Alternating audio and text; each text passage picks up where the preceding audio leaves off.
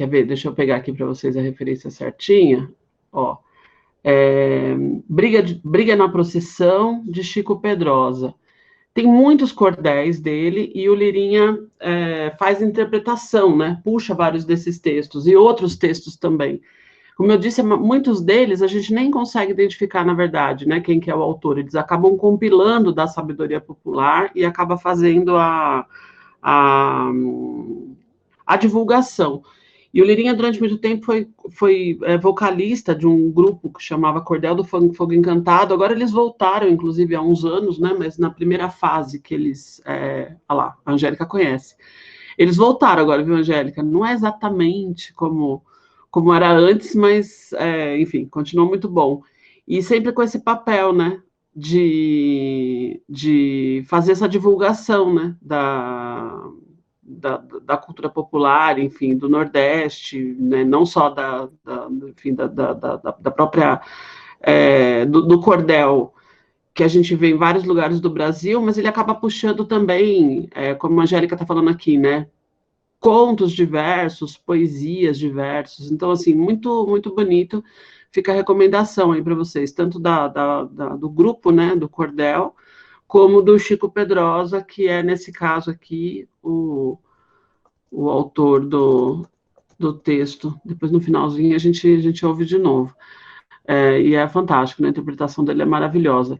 A gente está aqui pensando um pouquinho, né, sobre a importância da leitura, e tem um texto, gente, do Paulo Freire, que acho que seria muito legal a gente lidar com ele em algum momento, que é um texto relativamente pequeno, né? Tem um pouco mais de 50 páginas, 50, 60 páginas, que é justamente a importância do ato de ler.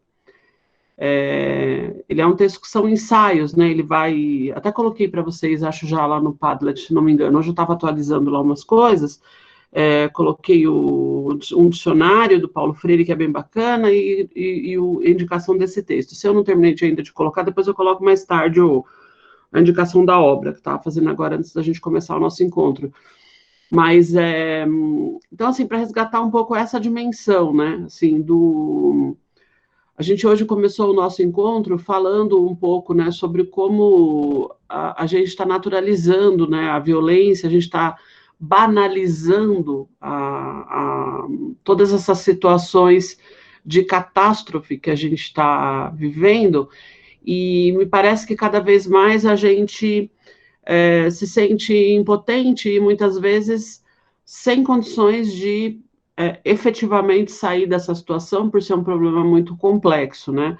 E uma das coisas, a gente já falou um pouquinho sobre isso no começo dos nossos encontros, que eu acho que tem afetado muito o nosso tempo e o nosso espaço, né? O Brasil como uma das sociedades mais desiguais do mundo, do ponto de vista econômico, social, é justamente a gente não está conseguindo imaginar outros mundos, ou pensar mundos que pudessem ser concebidos de outra maneira, né? A gente tem muitos problemas que se avolumam, a gente tem algumas soluções do passado que já foram deu certo em outros momentos, ou que outros povos aplicaram e conseguiram soluções, mas me parece que falta a gente desenvolver uma certa imaginação política e começar a pensar as coisas de outra maneira, né, para conseguir enfrentar os desafios que a gente tem. E a leitura, gente, ela é um exercício, quando é feito, ainda mais como a gente está tentando fazer aqui, né, como exercício coletivo, ela é um baita exercício de desenvolvimento de imaginação política, né? Às vezes a gente pensa nela só como essa capacidade de imaginar algo, né? Quando eu falei para vocês, vamos escutar o cordel, mas vamos tentar imaginar o que ele está narrando, né? Essa cena que é de uma comédia, né? De uma procissão organizada numa cidadezinha pequena, né? E de uma confusão que acontece no meio desse episódio que se repete todos os anos, inclusive que as pessoas aproveitam ali o momento para resolver as suas tretas, né, e já vira um barraco básico ali no meio do processo. E com uma frase fantástica no meio, né, que é dizer que o Jesus Cristo é filho de criação, né, do José, que é uma coisa que só um gênio criaria um negócio desse, né, gente? Porque olha só a genialidade, né? Porque a gente dificilmente para pensar nesse tipo de coisa, né? A gente está tão acostumada com as matrizes da religião que só um artista, né, para conseguir descrever a coisa dessa maneira. E aí a gente percebe o quanto a leitura, ela coloca a gente nesse lugar, né, de desenvolvimento da imaginação, de conseguir dizer as coisas de uma outra maneira, de elevar nossa capacidade de falar as coisas de outra maneira. E o quanto isso está sendo necessário agora, né, gente? Porque acho que a gente nunca teve uma linguagem social tão frágil, né? Tanto clichê, né? Tanta frasezinha simplista, né? Que é difundida por aí e que de alguma maneira está ocupando a cabeça de todo mundo. Então, assim, leitura virou um antídoto mesmo, né? Para tudo isso. E cordel é uma coisa maravilhosa, né, gente? Porque é do povo, né? É uma literatura altamente qualificada, né? Exatamente como os grandes textos que se estudam na universidade e que tem uma riqueza assim inacreditável. Então, ó, esse capítulo vocês lembram, né? Não sei se todos vocês estavam aqui na semana passada, mas a Bell Hooks está fazendo um diálogo com ela mesma. Então, ela meio que se entrevista, né? Ela gosta de jogar com isso. Ela gosta de mostrar que a gente, para falar com as pessoas, a gente não pode usar sempre a linguagem acadêmica ou academicista. A gente tem que encontrar saídas para falar com as pessoas, né? E esse é um dos grandes problemas da academia, gente. Produz muita teoria interessante, produz muita pesquisa interessante, tem muitas coisas que são importantes na academia, na universidade, mas falta essa ponte, né? Fazer com que isso, de fato, chegue para as pessoas, que aquilo que seja produzido, que as pessoas consigam entender. E aí a Bell Hooks usa muitas estratégias ao longo dos livros dela para isso. Ela trabalha, às vezes, com textos menores, ou seja, em vez de escrever um texto que a pessoa vai ter que ter um fôlego, né? Um texto que só vai ter fim depois de 100 páginas, às vezes ela faz textos menores, ela faz um texto ensaístico, né? Um texto ensaístico tem muitas ideias também. Um artigo tem muita ideia, um livro tem muita ideia, um ensaio tem muita ideia também. Ao invés, muitas vezes, de ficar jogando um monte de dados, ela conta experiências, e nas experiências dela, ela não está querendo necessariamente ficar falando da vida dela, ela está usando a experiência e a narrativa como recurso pedagógico. E aí eu vou ler um trechinho para vocês, no capítulo 4, que chama Paulo Freire, na página 71, eu vou ler um trecho em que ela está falando do momento em que ela encontra a obra do Paulo Freire. E é muito interessante isso, gente, porque assim, a Bel ela é muito influenciada pelo Paulo Freire, pela obra dele, mas ela já vinha com as questões dela. E isso é muito interessante para entender o processo que o Paulo Freire descreve como um processo de conscientização. Vocês devem lembrar que no último encontro eu peguei uma frase dele, que ela usa inclusive nesse capítulo, que ele diz que a gente não pode entrar como objeto na luta, para se tornar sujeito depois. A gente já entra como sujeito. Porque se você entra como objeto, a chance de você não se tornar sujeito é muito grande. Né?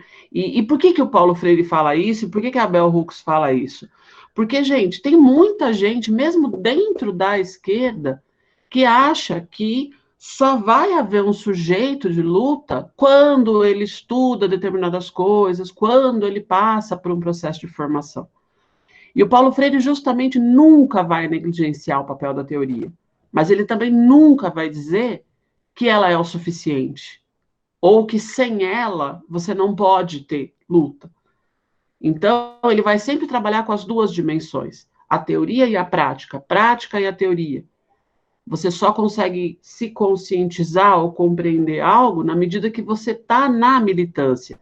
E a militância também precisa da teoria para que você possa entender a militância, ampliar a ação da militância. Então, não há separação. Né? É um conceito que a gente usa muito na filosofia, que vocês também certamente já usaram bastante, leram bastante, que é o conceito de praxis. Pois aqui no chat, ó.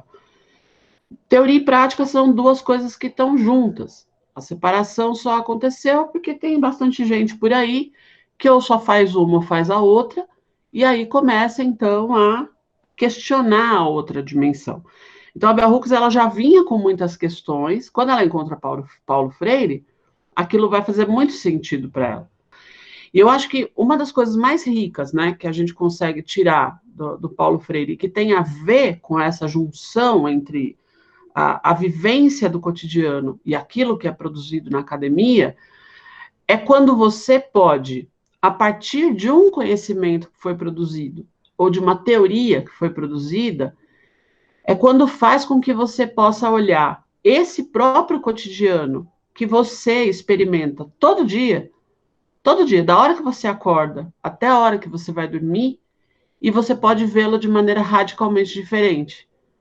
Essa é a mágica da junção da teoria com a prática, né? Então, por exemplo, quando a Kátia fala, por exemplo, desse nosso cotidiano em torno de cuidar das crianças, cuidar da casa, levantar cedo e trabalhar, voltar e etc e tal, a gente, quando você tem acesso a teses, a teorias, que não só descreve esses atos, mas apresenta de alguma maneira, algum conceito, alguma categoria, alguma expressão, que quando você escuta, você fala, é isso que está acontecendo comigo.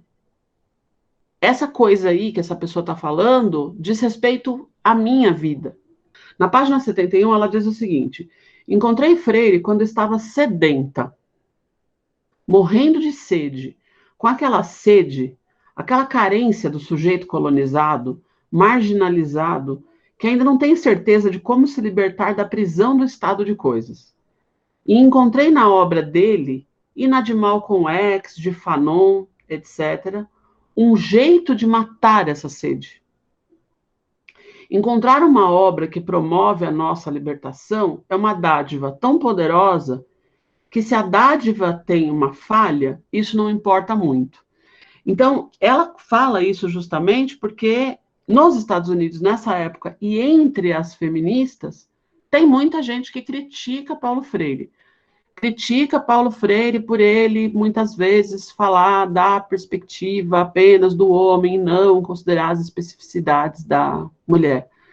Mas ela fala, a obra dele é muito importante, independente disso. E aí a gente já discutiu um pouquinho isso na semana passada.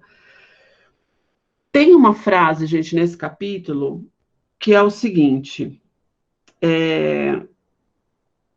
um povo pobre, um povo que sofre com falta de tudo, não pode desperdiçar recursos, certo? Nem teóricos. Depois, olha, um pouquinho mais para frente, já na página 75, ela vai dizer o seguinte, ó, já está mais lá para depois da metade da página. Os escritos dele, ela se referindo ao Paulo Freire, me proporcionaram um meio para situar a política no racismo nos Estados Unidos, dentro de um contexto global onde eu via meu destino ligado aos dos negros que lutavam em toda parte para descolonizar, transformar a sociedade.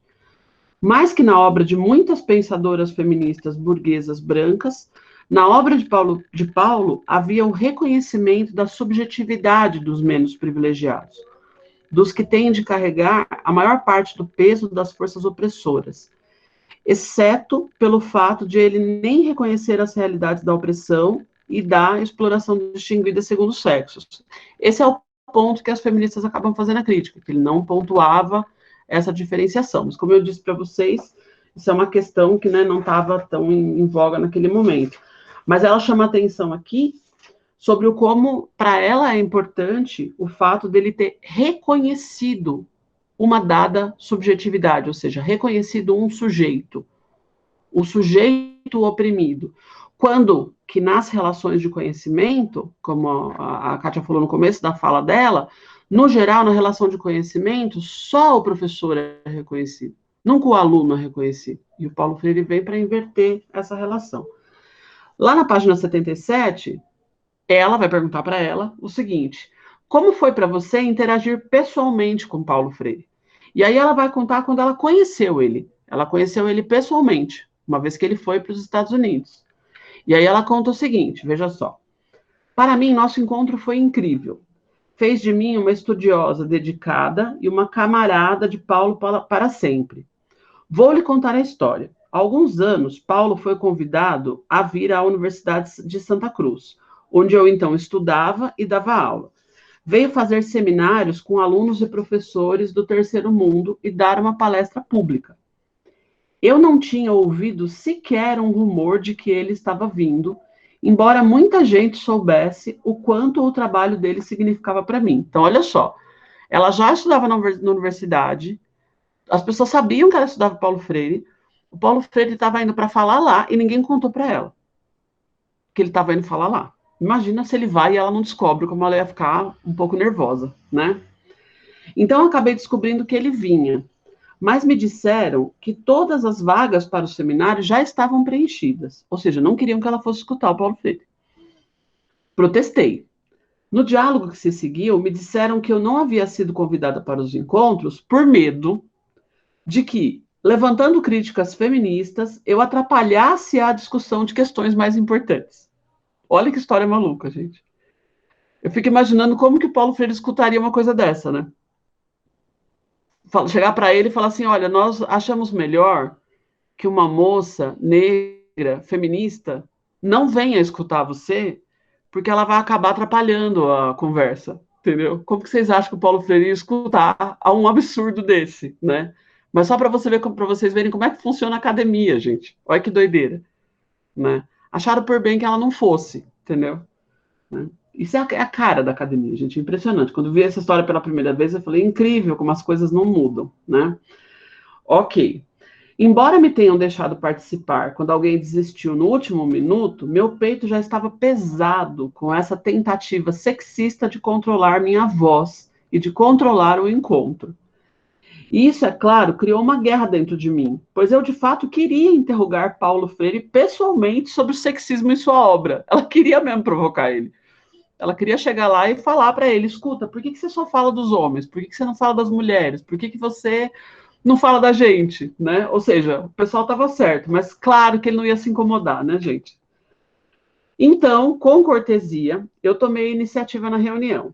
No mesmo instante em que certas pessoas falaram contra o fato de eu levantar essas questões e desvalorizaram sua importância, Paulo interveio para dizer que essas questões eram cruciais e as respondeu. Nesse momento, eu realmente tive amor por ele. Porque ele exemplificou com atos os princípios da sua obra. Se ele tivesse tentado silenciar ou desvalorizar a minha crítica, muitas coisas teriam mudado em mim. E não era suficiente para mim que ele reconhecesse. Eu queria saber por que ele não tinha mudado esse aspecto de sua obra anterior, por que ele tinha reagido a ele, não tinha reagido a ele em seus escritos. Então ele falou que se esforçaria mais para falar e escrever publicamente sobre essas questões, fato que ficou claro em sua obra posterior. Você foi mais afetada pela presença dele que pela obra dele? Ela vai responder o seguinte: outro grande professor meu, embora não tenhamos nos encontrado pessoalmente, é o monge budista vietnamita Thich Nhat Hanh. E ele diz: os grandes seres humanos trazem consigo uma espécie de atmosfera santa. E quando os procuramos, sentimos paz, sentimos amor e sentimos coragem. Suas palavras definem adequadamente como foi para mim estar na presença do Paulo. Passei horas sozinha com ele, conversando, ouvindo música, tomando sorvete na minha lanchonete preferida. A sério, Thich Nhat Hanh ensina que uma certa atmosfera nasce ao mesmo tempo que um grande mestre. Aí depois ela continua. A lição que aprendi vendo Paulo incorporar na prática aquilo que descreve na teoria foi profunda. Entrou em mim, me tocou de um jeito que nenhum escrito poderia tocar e me deu coragem. Não tem sido fácil para mim fazer o trabalho que faço e me situar na academia, mas a gente se inspira a perseverar vendo o exemplo dos outros. A presença de Freire me inspirou. Não que eu não visse um comportamento sexista da parte dele, mas essas contradições são abraçadas como parte do processo de aprendizado, parte daquilo que a pessoa luta para mudar. E essa luta, muitas vezes, leva tempo. E aí ela vai continuar. Então, esse é o relato um pouco anterior ao trechinho que a gente leu no início do encontro passado. E esse capítulo, gente, ele fala muito sobre essa coerência entre aquilo que a gente escreve, aquilo que a gente defende e aquilo que a gente é, né? Sobre essa junção entre as três coisas, né? E, portanto, a vivência do que eu experimento, as minhas experiências e as teorias que eu acredito, né? E, enfim, essa história é muito interessante. Ó, e quem que escreveu aqui no último é que aparece o nome da instituição, eu não sei quem que está falando. Não quer falar em vez de eu ler aqui no chat? Tá só como MSE Sacomã. Ou quer que eu leia? Eu queria ler, eu queria falar depois também. Tá, quem que vai? Podem falar, gente, não precisem se intimidar, não precisam se Então, intimidar. Suzy, eu queria falar aqui, porque assim, ela é muito. Eu lembro que você falou que ela era muito gostosa de ler, por exemplo, e eu li até o quinto capítulo, eu li ela, né? E é muito gostoso mesmo, né? Porque, na verdade, ela faz a gente pensar. E me trouxe muito essa questão que você fala, por exemplo, que a gente, pra, eu vou falar para sobreviver, acho que não seria isso, mas para continuar na luta, a gente precisa criar, né? A gente precisa olhar, né? Enfim, né? Se alimentar, né? Eu percebo na leitura dela um alimento. Esse capítulo, para mim, reflete bem isso mesmo, essa questão das nossas contradições, como nós precisamos olhar elas, né? E me chamou muita atenção, porque ela, nesse capítulo, ela faz uma grande defesa da questão de Paulo Freire, né? E me chamou a atenção um trecho aqui, que, por exemplo, eu estou vivenciando muito isso, estou pensando sobre muito isso, que a gente tem essa coisa, acho que a Kátia tocou um pouco, essa questão de ter um poder que é um poder que nos divide, que é um poder que a gente reforça essa classe de opressão que a gente tem no dia a dia, que é essa sociedade que oprime, né? Eu fiquei pensando nesses poderes quando a gente, né? Quando a gente acaba fortalecendo isso, né? E aí eu queria ler o trechinho que me tocou muito, né? Nesses capítulos e no que eu li até agora, que é um do Paulo Freire, que é o seguinte: ajuda autêntica.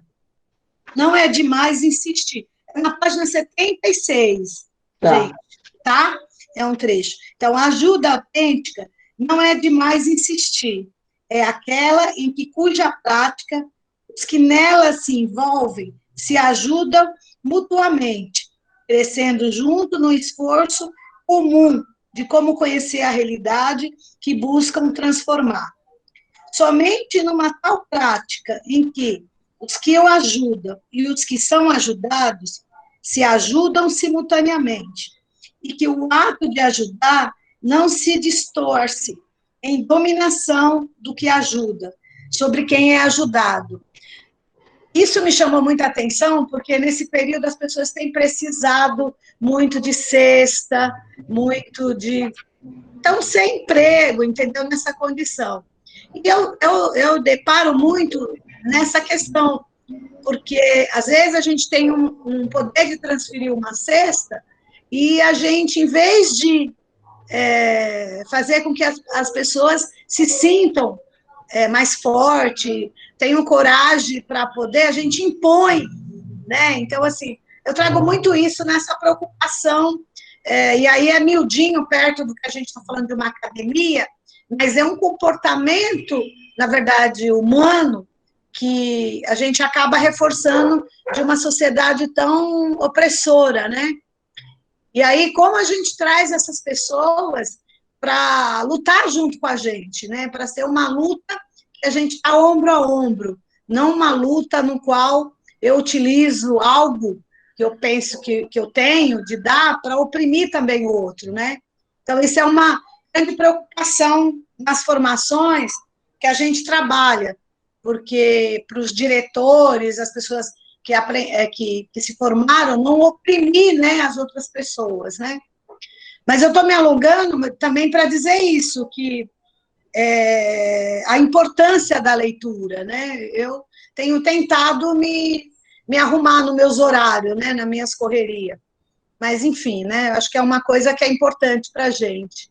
Então, esse pedaço me chamou muito a atenção nesse momento, né? É uma coisa que está me tocando muito, esse cuidado que a gente precisa ter, né? Mas é isso, Cleide, porque assim, na verdade, nesse ponto, eu falo que o Paulo Freire é filósofo, né? O que ele está fazendo? Ele está definindo o conceito de ajuda. Porque se você não pensar a ajuda dessa maneira, você pode estar exercendo dominação, não ajuda. E acho que essa é a grande questão, né? Tem uma definição que é uma das que eu mais gosto do que é filosofia, é que a filosofia é uma arte de criar conceitos. A tarefa do filósofo é criar conceitos, é isso que ele tem que fazer. Ele cria conceitos, porque os conceitos ele ajudam a gente a organizar o nosso cérebro para a gente entender a realidade. É claro que o filósofo tem um papel social e ele tem outras funções na realidade, mas ele tem uma tarefa teórica, que é criar conceitos. O Paulo Freire, como filósofo, ele sabe que o conceito de ajuda, de dominação, de exploração, de exercício de poder, de chantagem, de criação de dependência, qual é a diferença entre esses conceitos? Gente, eles são conceitos muito sutilmente parecidos. Se você não tomar cuidado, e aí como a Cleide coloca, se essa relação ela é de cima para baixo, ela é unilateral, ela deixa de ser ajuda, ela passa a ser outra coisa, porque ela pode estar travestida de ajuda, mas na verdade ela é outra coisa. E aí o Paulo Freire faz o quê?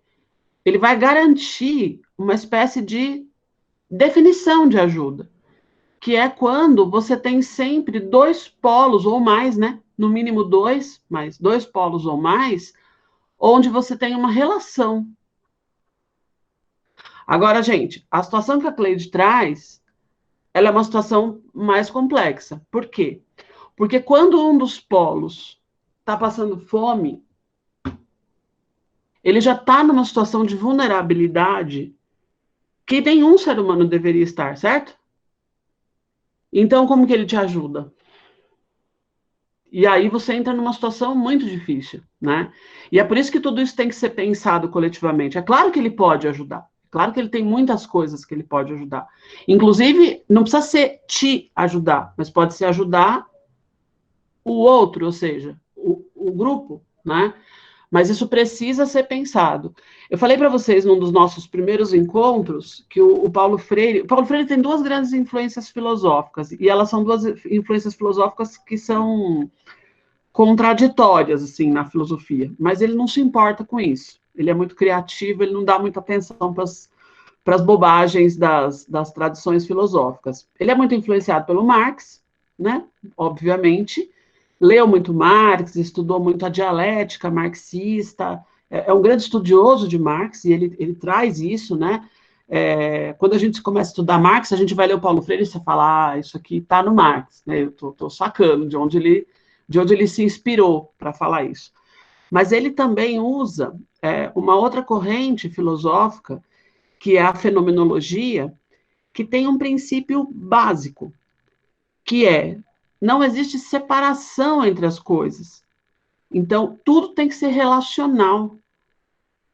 Isso aqui que está acontecendo entre a gente é um fenômeno. Não é eu, Suzy, e vocês aí. É uma coisa só. E é assim que isso tem que ser pensado.